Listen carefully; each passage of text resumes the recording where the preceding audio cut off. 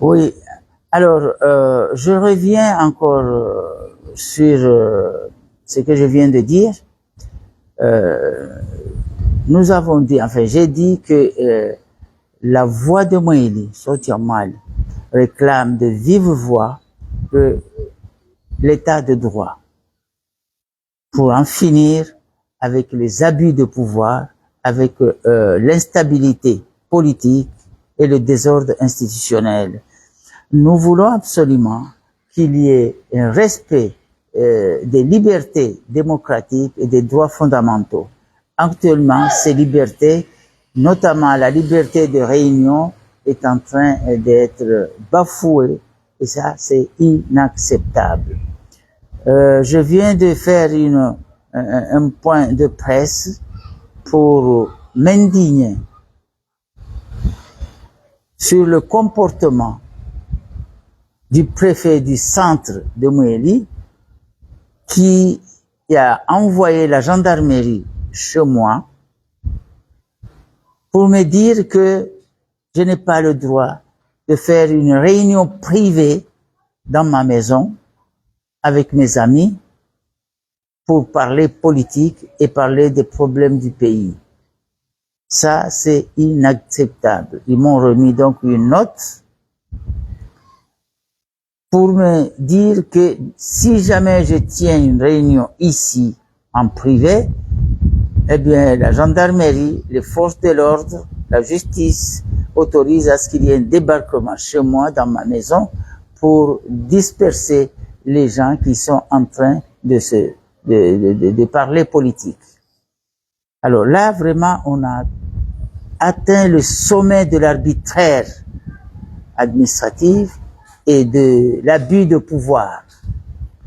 J'étais obligé de faire une réponse écrite à monsieur le préfet pour lui dire que vous avez interdit les réunions publiques.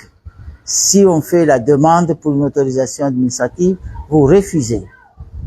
Vous refusez les manifestations au public. Vous considérez que la route, c'est vous, la place publique vous appartient et que personne n'a le droit de s'exprimer là-dessus.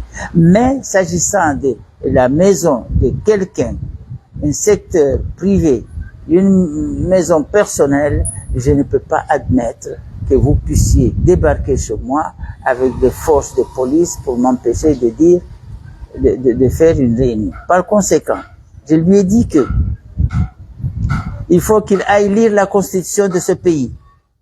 Il faut qu'il aille lire les textes de loi que nous avons votés à l'Assemblée quand j'étais député et d'autres textes qui ont existé avant et qui confirment que dans ce pays, la liberté d'opinion existe, la liberté d'expression existe et que les réunions en privé sont libres, n'ont pas besoin d'autorisation administrative.